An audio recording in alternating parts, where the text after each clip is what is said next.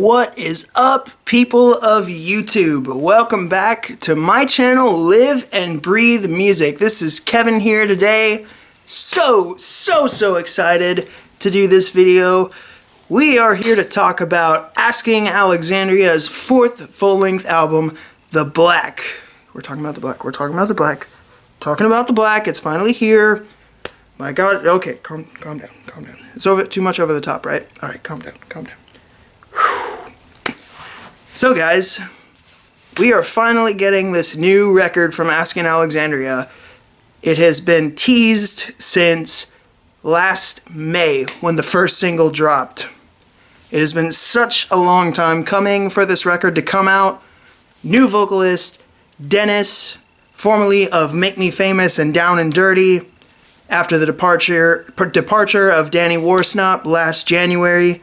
So there's been a lot of hype around this album. As I said in my mini-series, Ready for the Black,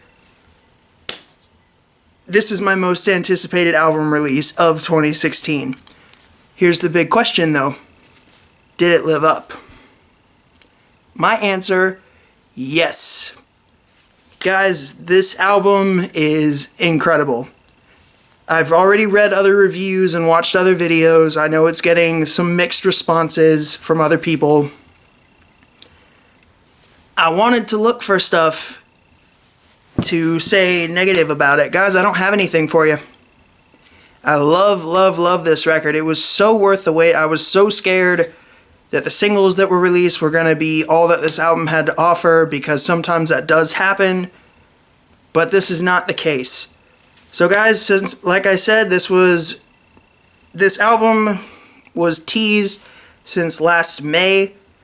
The first single we got with Dennis was I Won't Give In. We went to Undivided in the fall, The Black in January, Let It Sleep at the beginning of March, and then a week or two later, Here I Am. So we got a lot of this record.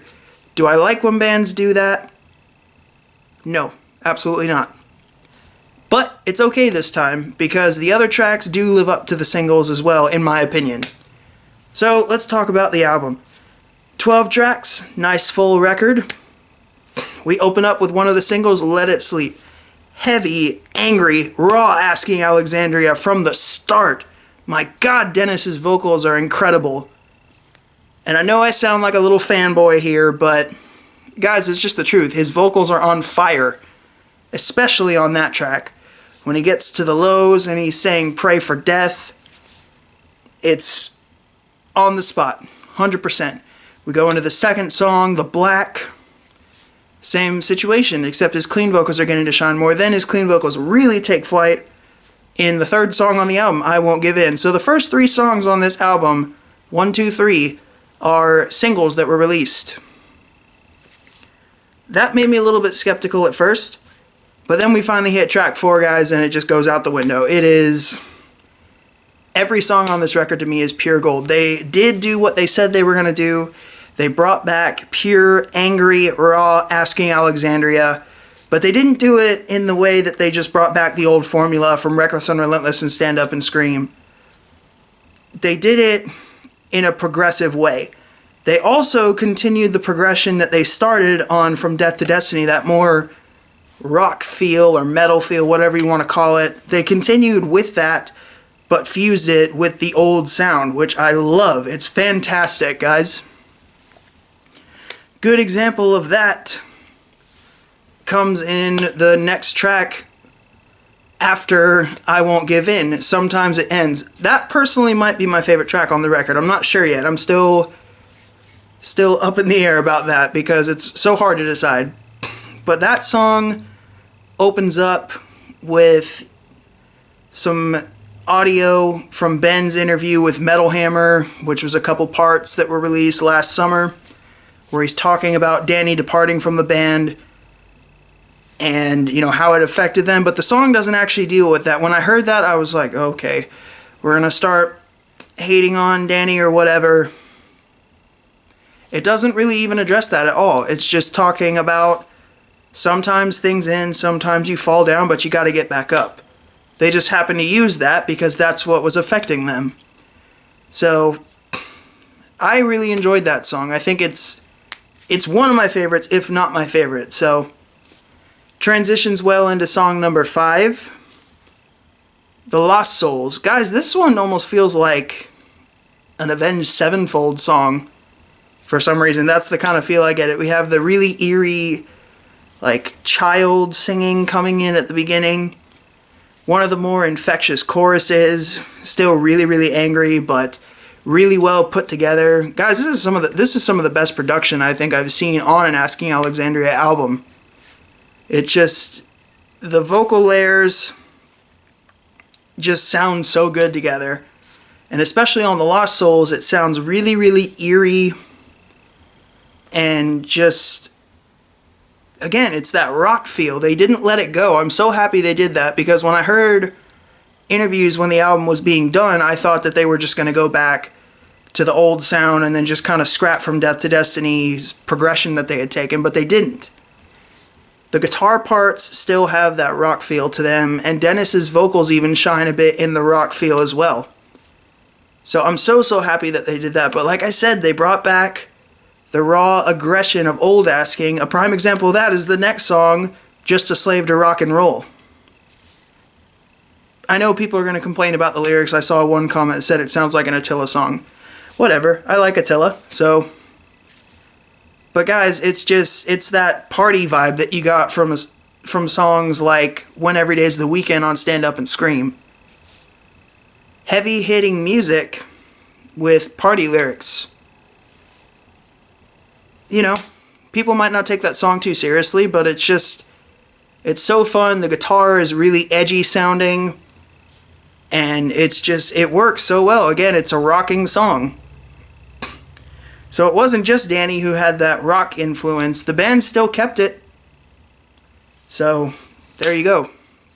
Speaking of the rock influence, we go to what they've referred to as more of like a stadium rock song with one of the other singles that were released, Here I Am. Really big sounding chorus, still a bit of a darker sound. One of the cool things about this album is that the black is a fitting title, because every song sounds really, really dark. Not because it's, low tuning instruments or really heavy vocals. The way it all blends together, it's a really dark sounding album. So, I think the title is very, very fitting. The only song that gets a little bit light, but it's still a rock ballad song, so it's kind of heavy feeling lyrics. The other straight up rock song with no screaming, Send Me Home. That might be the most lighthearted song on the record. And, I know people are saying they can't really take it seriously because it feels a little bit cliche or whatever. But my personal opinion, I think Dennis's vocals really get to soar on that one in ways that Danny's vocals did on From Death to Destiny. So, lighthearted song in the midst of this really dark album. But it fits, guys. That's all I can say about that. And one of the other shining stars I need to talk about on this record, the only song I think I've heard on Asking Alexandria, well, not even I think I heard, where Ben takes the forefront for the vocals. It's all piano, and it's all Ben. That song will hit you in the feels, guys. Check out Gone. I can't even really explain it. Ben's vocals are amazing on that song. The piano blends really well with his voice. Phenomenal singer. Check it out. I'm so glad they put this on here so we can hear Ben shine more than we have in the past. So check out Gone. Album closes really well with Circled by the Wolves, and that last breakdown where they all yell cheers is just fantastic. Guys, this album isn't flooded with cliche breakdowns. Not like Stand Up and Scream was, not like Reckless and Relentless was. There is new ways to utilize breakdowns rather than here's a breakdown with some techno piece over it.